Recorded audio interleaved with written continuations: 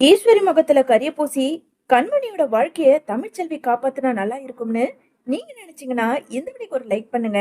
வாங்க வீடியோக்குள்ள போலாம். கல்யாண வேலைகள் எல்லாமே ராஜாங்க வீட்டுல தடபுடலா நடந்துகிட்டு இருக்க இங்க தமிழ்ச்செல்வியோ கருப்பு சைடுல இருந்து என்ன இங்க ஆதாரம் வரப்போகுது, எப்படியாவது இந்த கல்யாணத்தை நிப்பாட்டணும் அப்படின்னு ரொம்ப குறிக்கோளாவே யோசிச்சுக்கிட்டு இருக்காங்க. இத பாத்துக்கிட்டு இருந்த அங்க சேது இருந்துகிட்டு, ஏய் என்ன உன் முகமெல்லாம் ஒரு மாதிரி இருக்கு, என்ன ஏதாவது ஐடியா போட்டுக்கிட்டு இருக்கியா? அது ஒரு காலமும் நடக்காது. அப்படி ஏதாவது நீ திட்டம் போட்டேன்னு வச்சுக்கோ, அதுக்கப்புறம் உன்னை நான் உசுரோடவே விட மாட்டேன், சொல்லிட்டேன் அப்படின்னு சொல்லிட்டு எங்க சேது அங்க இருந்து போக, இவர் எப்பதான் என்ன புரிஞ்சுக்க போறாருன்னு தெரியவே இல்ல. நான் எம்புட்டு சொல்லியும் இவர் என் பேச்ச கேட்காம இந்த கல்யாணம் நடக்கணும்னு சொல்லிட்டு போறாரு. கூடிய சீக்கிரமே அந்த மாப்பிள்ளையோட முகத்திரிய நான் கிழிச்சு காட்டுறேன் அப்படின்னு சொல்லிட்டு எங்க தமிழ்ச்செல்வியோ மனசுக்குள்ள நினைச்சுக்கிட்டு இருக்காங்க. இன்னொரு பக்கம் கண்மணியோட ரூமுக்குள்ள வந்த ஈஸ்வரியோ, என்னம்மா கண்மணி, கல்யாணத்துக்கு நல்லா அழகா ரெடி ஆயிட்ட போல இருக்கு, பார்க்கவே தேவதை மாதிரி இருக்க, இப்படி ஒரு மாப்பிள்ளை உன்னை கல்யாணம் பண்ணிக்கிட்டு போறது நீ ரொம்ப கொடுத்து வச்சிருக்கணும் அப்படின்னு ஈஸ்வரி கொஞ்சம் கூட மனசாட்சியே இல்லாம கண்மணி கிட்ட பேசிக்கிட்டு இருக்க. இங்க கண்மணியோ ஆறுமுகத்து கூட எப்படி போய் கல்யாணம் பண்ணிக்கிறது அப்படின்னு மறுபக்கம் யோசிச்சுக்கிட்டு இருக்காங்க. அங்க வந்த தமிழ்ச்செல்வி கிட்ட எங்க மோகனா இருந்துகிட்டு, அம்மாடி தமிழ், இங்க வா, இந்த புடவையை எடுத்துக்கிட்டு போய் கண்மணி கிட்ட கொடுத்து நீயும் கண்மணியும் சேர்ந்து ஏதோ மேக்கப் பண்ணணுமாமே, அந்த இடத்துக்கு போய் கொஞ்சம் மேக்கப் பண்ணிக்கிட்டு வந்துருங்க. சரிங்க அத்தை, அந்த புடவையை கொடுங்க அப்படின்னு சொல்லிட்டு எங்க கண்மணிய பார்க்க தமிழ்ச்செல்வி ரூமுக்கு வர, தமிழ்ச்செல்வியோ உட்காந்து அழுதுகிட்டு இருக்காங்க. கண்மணி, இப்போ எதுக்காக நீ அழுதுகிட்டு இருக்க? இப்போ என்ன கல்யாணம் நடந்தா போச்சு அப்படின்னு சொல்லிட்டு தமிழ்ச்செல்வி பேசிக்கிட்டு இருக்க. கண்மணி தன்னோட மனசுக்குள்ள பேச வர நேரத்துக்கு மோகனாவுமே ரூம்குள்ள வராங்க. என்ன தமிழ், இன்னமும் என்ன பண்ணிக்கிட்டு இருக்க? கல்யாணத்துக்கு நேரம் ஆகுது, சீக்கிரமா கண்மணியை கூட்டிட்டு போய் அலங்காரம் பண்ணி அங்க வந்துடு. உன் கூட துணைக்கு வேணும்னா மலரு சித்ரான்னு அவங்களையும் கூப்பிட்டுக்கிறியா அப்படின்னு மோகனா சொல்ல, உடனே கண்மணி இருந்துகிட்டு, ஐயோ அம்மா, அதெல்லாம் வேண்டாம், நான் அண்ணி மட்டும் போதும், அண்ணியை மட்டும் கூட்டிட்டு போறேன் அண்ணி, நாம போகலாம் அப்படின்னு ஒரு வழியா மோகனாவை சமாளிச்சுட்டு கண்மணி தமிழ்ச்செல்வியை அழைச்சுக்கிட்டு இங்க அலங்காரம் பண்ண கிளம்புறாங்க. அங்க வந்த ஆறுமுகத்தை பார்த்ததும், ஆறுமுகம் வா, நாம கிளம்பலாமா அப்படின்னு சொன்னதும் இங்க ஆறுமுகமும் என்ன பண்றது ஏது பண்றதுன்னு தெரியாம தற்கொலை பண்ணிப்பேன் அப்படின்னு சொன்ன கண்மணிய மனசுக்குள்ள யோசிச்சு பார்த்துட்டு ஆறுமுகமும் வண்டியை எடுக்க ஆரம்பிக்கிறாரு. கொஞ்ச நேரத்துல வண்டி போய்கிட்டு இருக்கும் போதே இங்க கண்மணி இருந்துகிட்டு, ஆறுமுகம், நான் சொன்ன மாதிரி அந்த கோவில்ல வண்டியை நிப்பாட்டு அப்படின்னு சொல்ல, பக்கத்துல இருந்த தமிழ்ச்செல்வியோ, கண்மணி என்ன சொல்ற, கோவில்லையா? இங்க பாரு, இப்பவே நேரம் ஆயிடுச்சு, நாம சீக்கிரமா மண்டபத்துக்கு போகணும். அண்ணி, இல்ல அண்ணி, எனக்கு இந்த கல்யாணத்துல விருப்பம் இல்ல, ஆறுமுகத்தை நான் கல்யாணம் பண்றதுக்காக தான் அந்த கோவில்ல நிப்பாட்ட சொல்றேன். ஐயோ கண்மணி, உனக்கு என்ன பைத்தியம் பிடிச்சிருக்கா? எதுவா இருந்தாலும் வீட்டுல போய் பேசி முடிவு எடுத்துக்கலாம். இப்போ யாருக்கும் தெரியாம எதுக்காக ஆறுமுகத்தை நீ கல்யாணம் பண்ணிக்கணும்? இல்ல அண்ணி, நான் சொல்றதை யாருமே அந்த வீட்டுல காது கொடுத்து கேட்க மாட்டாங்க. இந்த கல்யாணத்துல விருப்பம் இருக்கா இல்லையான்னு என் மேல அக்கறை எடுத்து யாரும் என்ன ஒரு வார்த்தை கேட்கல. அப்படி இருக்கும்போது ஆறுமுகத்தை நான் காதலிக்கிறேன்னு சொன்னா மட்டும் ஏத்துப்பாங்களா என்ன? அதனாலதான் ஆறுமுகத்து கூட தான் நான் வாழ்வேன், ஆறுமுகத்தை தான் நான் கல்யாணம் பண்ணுவேன். ஆறுமுகம், நீ வா, வண்டியை எடு, கோவில நிப்பாட்டு, நாம ரெண்டு பேரும் கல்யாணம் பண்ணிக்கலாம் அப்படின்னு கண்மணி சொல்ல, இங்க ஆறுமுகம் இருந்துகிட்டு, அம்மா, இதையேதாம்மா கண்மணி அம்மா சொல்லிக்கிட்டு இருக்காங்க, நானும் எத்தனையோ தடவை சொல்லி புரிய வச்சுட்டேன், எனக்கு வாழ்க்கை கொடுத்ததே ராஜாங்க ஐயா தான் அப்படின்னு ஆறுமுகமோ இங்க தமிழ்ச்செல்வி கிட்ட சொல்லி புரிய வைக்க, இங்க பாரு கண்மணி, ஆறுமுகம் சொல்றதும் சரிதான், மாமாவோட சம்மதம் இல்லாம இந்த கல்யாணம் நடக்க வேண்டாம். அது மட்டும் இல்ல, இந்த கல்யாணம் அவங்க நினைச்ச மாதிரி நடக்கவே நடக்காது. இந்த கல்யாணத்தை நான் நடக்க விட மாட்டேன். என்ன நீ சொல்றீங்க? நீங்க சொல்றது உண்மையா? ஆமா கண்மணி, உன் மேல சத்தியமா சொல்றேன், உங்க ரெண்டு பேர் கல்யாணத்தை நான் நடத்தி வைக்கிறேன். அண்ணி, என்ன நீ, எப்படி, உங்களால எப்படி முடியும் அப்படின்னு சொல்லிட்டு கண்மணி ரொம்ப பதட்டத்தோட கேட்க, இங்க பாரு கண்மணி, அது அப்படிதான். ஏன்னா நீ கல்யாணம் பண்ணிக்க போற மாப்பிள்ள ஒரு கேடு கெட்டவன், அவனோட முகத்தெரிய நான் கிழிச்சு கண்டிப்பா அவன் கெட்டவன் நான் நிரூபிச்சு உனக்கும் ஆறுமுகத்துக்கும் அதே மேடையில நான் கல்யாணம் பண்ணி வைக்கிறேன், நீ வா அப்படின்னு சொல்லிட்டு எங்க தமிழ்ச்செல்வி கண்மணியை சமாதானப்படுத்தி அங்க ஆறுமுகத்தையும் அழைச்சுக்கிட்டு போய் அலங்காரமும் பண்ணி நேரா மண்டபத்துக்கும் போறாங்க. இன்னொரு பக்கம் கல்யாணத்தை எப்படியாவது நிப்பாட்டணும், மாப்பிள்ளையோட முகத்திரையையும் ரகசியத்தையும் வெளியே கொண்டு வரணும் அப்படின்னு கருப்பு ஒரு முடிவோட அங்க நந்தகுமாரோட ஆபீஸ் பக்கத்துல போக, ஆனாலும் இது வரைக்கும் எந்த ஒரு ஆதாரமும் கிடைக்கலையே அப்படின்னு யோசிச்சுக்கிட்டு இருந்த நேரம், அந்த வழியா ஒருத்தர் வந்ததும் அவரை நிப்பாட்டி இங்க நந்தகுமாரை பத்தி விசாரிக்க, ஆனா அவரோ நந்தகுமார் ரொம்ப தங்கமானவரு அப்படின்னு ஒரு பொய்யையும் சொல்லிட்டு அங்க இருந்து கிளம்புறாரு. ஐயோ கடவுளே! யார விசாரிச்சாலும் அவன் நல்லவன் தானே சொல்லிக்கிட்டு இருக்கான். ஆனா தமிழ்ச்செல்வி இந்த மாப்பிள்ளை ரொம்ப நல்லவன் சொல்லிக்கிட்டு இருக்கான். இப்போ என்னதான் பண்றதுன்னே தெரியலையே அப்படின்னு இங்க மனசுக்குள்ளேயே யோசிச்சுக்கிட்டு கருப்பு நின்னுகிட்டு இருக்க, இதை எல்லாத்தையும் ஒரு பொண்ணு கவனிக்க ஆரம்பிக்குது. அண்ணா, நீங்க அந்த நந்தகுமார் அந்த கேடு கெட்டவனை பத்தி தானே இவர்கிட்ட விசாரிச்சுக்கிட்டு இருக்கீங்க. அண்ணே, எனக்கு அவனை பத்தி நல்லாவே தெரியும். நான் உங்ககிட்ட சொல்றேனே. என்னம்மா சொல்ற? நீ என்கிட்ட சொல்றியா? சொல்லுமா. நீ சொல்ல போறதுனாலதான் உன்ன மாதிரி இருக்க ஒரு பொண்ணோட வாழ்க்கை நல்லபடியா இருக்க போகுது அப்படின்னு கருப்பு சொல்ல, அந்த பொண்ணு இருந்துகிட்டு, அண்ணே, நீ ஏதோ ஒரு நல்ல விஷயத்துக்காக தான் அந்த கேடு கெட்டவனை பத்தி விசாரிக்க வந்திருக்கிறது எனக்கு நல்லாவே தெரியுது. நீங்க விசாரிக்கிறத நான் ரொம்ப நேரமா அந்த ஓரமா நின்னு பாத்துக்கிட்டு தான் இருக்கேன். அதனாலதான் நானாவே வந்தேன். என்னன்னு, அந்த நந்தகுமார் கல்யாணம் பண்ணிக்கிறதுக்காக இருக்கானா? அத பத்தி விசாரிக்க தானே நீங்க வந்திருக்கீங்க. அம்மா, ஆமாம்மா. எப்படிம்மா நீ நேர்ல பார்த்த மாதிரியே சொல்ற? அண்ணே, அவன் வேற என்னென்ன பண்ணுவான்? இப்படியே ஒவ்வொரு பொண்ணோட வாழ்க்கையையும் கெடுத்துக்கிட்டு தானே அவன் சுத்திக்கிட்டு இருக்கான். என்னம்மா சொல்ற? எல்லா பொண்ணுங்களோட வாழ்க்கையா? அப்படி என்னம்மா நடந்தது? ஆமாண்ணே, என்னோட வாழ்க்கையை கெடுத்தது கூட அந்த நந்தகுமார் தான். ஒரு நாள் நான் ட்ரெஸ் எடுக்கிறதுக்காக என் ஃப்ரெண்ட்ஸோட கடைக்கு போயிருந்தேனே. அப்போ ஒரு ரூமுக்குள்ள நான் ட்ரெஸ் மாத்தும்போது அவன் கேமரா மூலியமா எல்லாத்தையும் பார்த்துட்டு அதை என்னையே பிளாக்மெயில் பண்ணி கடைசியில என்கிட்டயே அவன் தப்பா நடந்துக்க பார்த்தானே. நானும் எங்க இந்த விஷயத்த இன்டர்நெட்ல பரப்பி விட்டுற போறானோன்னு அவனோட ஆசைக்கு நானும் இறங்கி போயிட்டேனே. ஆனாலும் என்னை கல்யாணம் பண்ணிக்கன்னு எத்தனையோ தடவை கெஞ்சினேன். ஆனா பண்ணவே மாட்டேன். நீ என்னை கல்யாணம் பண்ணிக்கன்னு என்னை கேட்டேனா, நான் அந்த இன்டர்நெட்ல எல்லாத்தையும் வீடியோவை நான் ரிலீஸ் பண்ணிடுவேன்னு சொல்லி என்னையும் மிரட்டுறானே. அதுல இருந்து என்னோட வாழ்க்கையை சீரழிஞ்சு போய் இப்போ வரைக்கும் அவன் பின்னாடி தான் சுத்திக்கிட்டு இருக்கேன். ஆனா அந்த நாய் எந்த பொண்ணு கிடைக்குதோ தினம் தினம் ஒரு பொண்ணு கூட போய் நல்லா சந்தோஷமா இருக்கானே அப்படின்னு சொல்லிட்டு இங்க அந்த பொண்ணு சொன்னது கேட்டதும் இங்க கருப்புக்கோ ரொம்ப அதிர்ச்சி ஆகுது. அம்மாடி, நீ கடவுள் மாதிரி ஏதேதோ சொல்லியிருக்க. தயவு செஞ்சுமா, உன்கிட்ட கெஞ்சி கேட்டுக்கிறேன். இப்போ நீ என்கிட்ட என்னெல்லாம் சொன்னியோ என் கூட மண்டபத்துல நீ சொல்லணுமா? அண்ணே, என்னென்ன சொல்ற? ஆமாம்மா, உன்னை என் தங்கச்சியா நினைச்சு உன்கிட்ட கெஞ்சி கேட்டுக்கிறேன். உன்ன மாதிரி ஒரு பொண்ணோட வாழ்க்கை கெட்டு போக இருக்குது. நீ தான் இந்த உண்மையை சொல்லி அந்த கேடு கெட்டவனை பத்தி முகத்திரியை கிழிச்சு அந்த கல்யாணத்தை நிப்பாட்டணும். அண்ணே, என்னென்ன சொல்ற? கண்டிப்பா நான் வரேனே. என்ன மாதிரி மத்த பொண்ணுங்களோட வாழ்க்கை கெட்டு போக கூடாது. நான் வரேனே, நாம போகலாம் வாங்க அப்படின்னு சொல்லிட்டு இங்க ஆறுமுகம் அந்த பொண்ணையும் அழைச்சுக்கிட்டு நேரா மண்டபத்துக்கு போறாங்க. இன்னொரு பக்கம் இங்க ஈஸ்வரியோ மண்டபத்துல மாப்பிள்ளையோட அப்பாவை தனியா அழைச்சு, அண்ணே, என்னண்ணே, நாம சொன்ன மாதிரி நீ கரெக்டா எனக்கு பணத்தை கொடுத்துடுவல. இங்க பாருமா ஈஸ்வரி, மாப்பிள்ளை தாலியை கட்டட்டும். என் பையன் மட்டும் தாலியை கட்டின அடுத்த கொஞ்ச நிமிஷத்துல உனக்கு நான் பேசின பணம் உன் கையில இருக்கும். சரியா? இப்ப என்ன, என் மேல உனக்கு சந்தேகம் வந்துடுச்சா? ஐயோ, அதெல்லாம் இல்லைண்ணே, சும்மாதான் கேட்டேன். எங்க பணம் கிடைக்காம போயிடுமோன்னு ஒரு சின்ன பயம்தான். இங்க பாரு, நான் சொன்னதுபடி நான் நடந்துப்பேன். நீ கவலைப்படாத.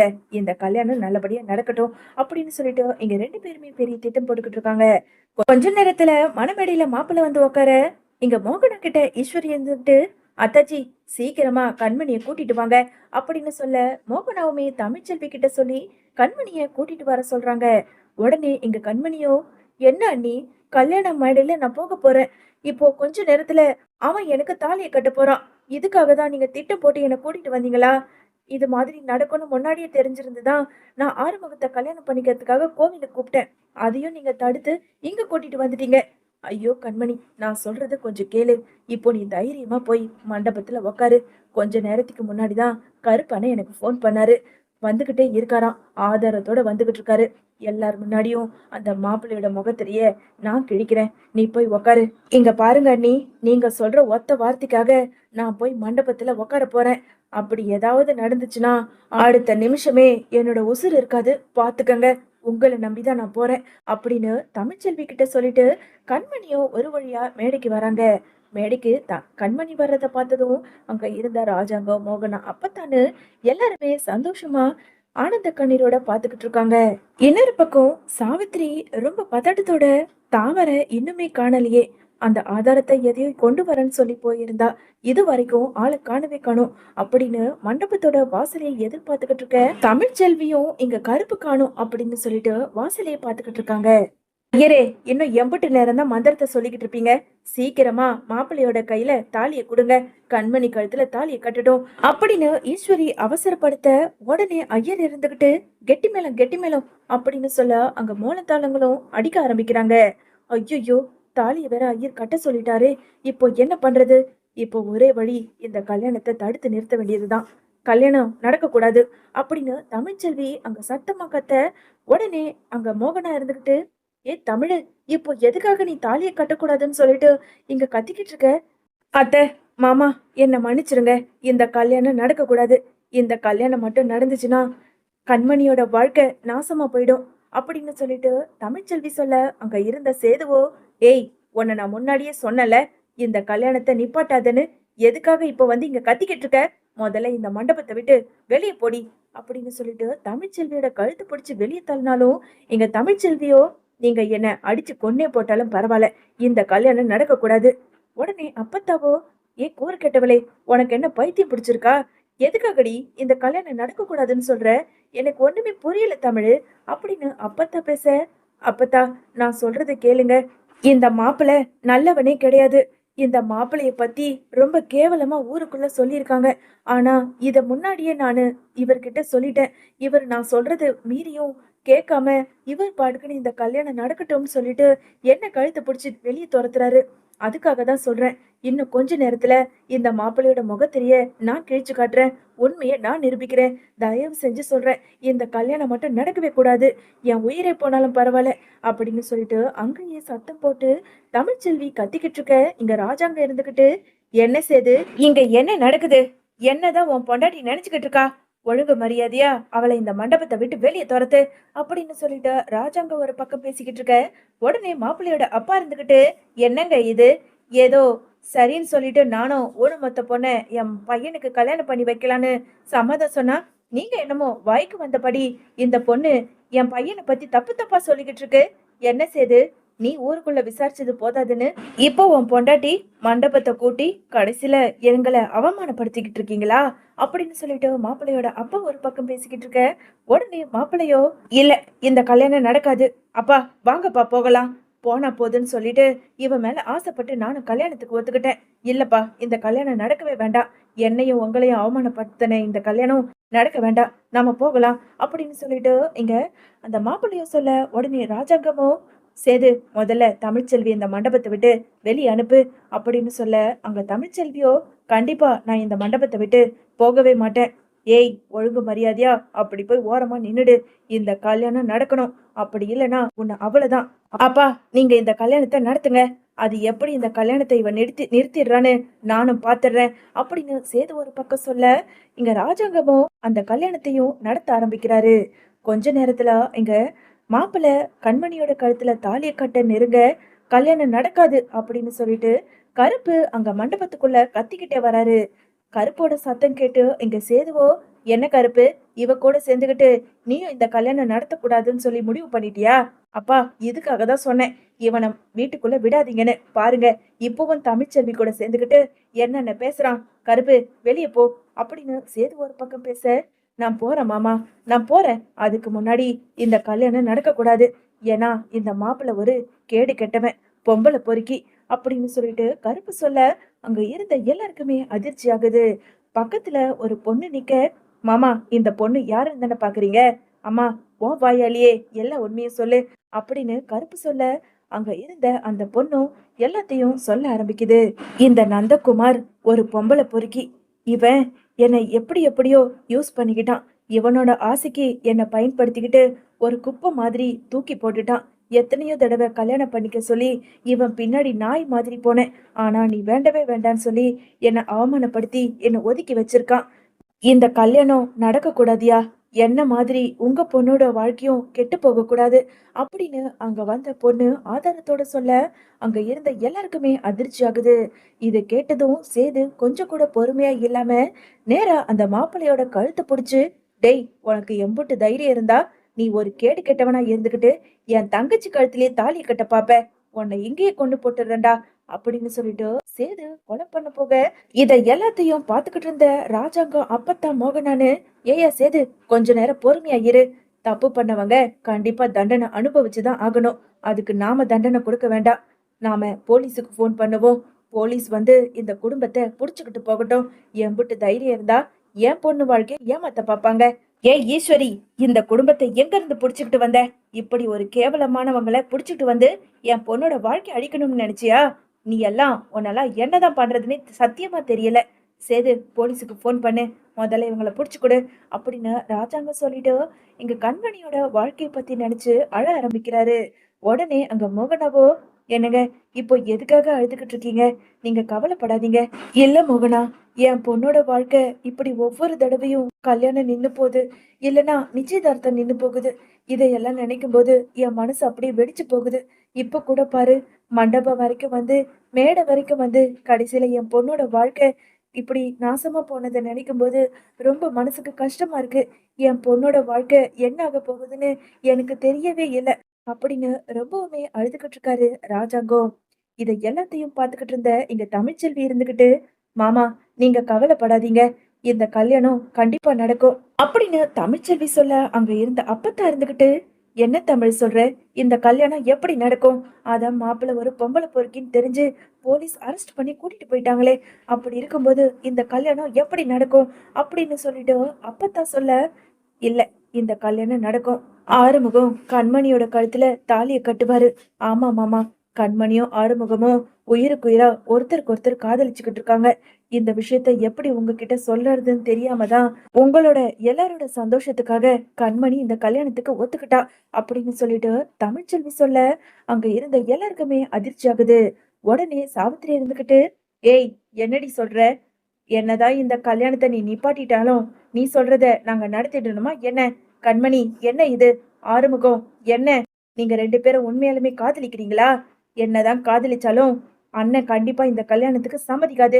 ஒழுங்கு மரியாதையா வெளியே போ ஆறுமுகம் அப்படின்னு சாவித்திரி ஒரு பக்கம் பேச, உடனே அங்க ராஜாங்க இருந்துகிட்டு, ஏ சாவித்திரி வாய முடிக்கிட்டு அமைதியாரு. அம்மாடி கண்மணி, உனக்கு ஆறுமுகத்தை தான் பிடிச்சிருக்காமா அப்படின்னு ராஜாங்க கேட்க, கண்மணியும் கண்டிப்பா ஆறுமுகத்தை தான் கல்யாணம் பண்ணுவேன் அப்படின்னு தான் வாயாலேயே எல்லாத்தையும் சொல்ல, இதுக்கப்புறம் என் பொண்ணு கண்மணியோட ஆசைப்பட்ட மாதிரி ஆறுமுகத்து கூடயே நான் இந்த கல்யாணத்தை நடத்தி வைக்கிறேன் அப்படின்னு சொல்லிட்டு ராஜாங்கமும் எல்லாருமே சம்மதிச்சு அங்க கண்மணி ஆறுமுகத்துக்கு கல்யாணத்தையும் பண்ணி வைக்கிறாங்க.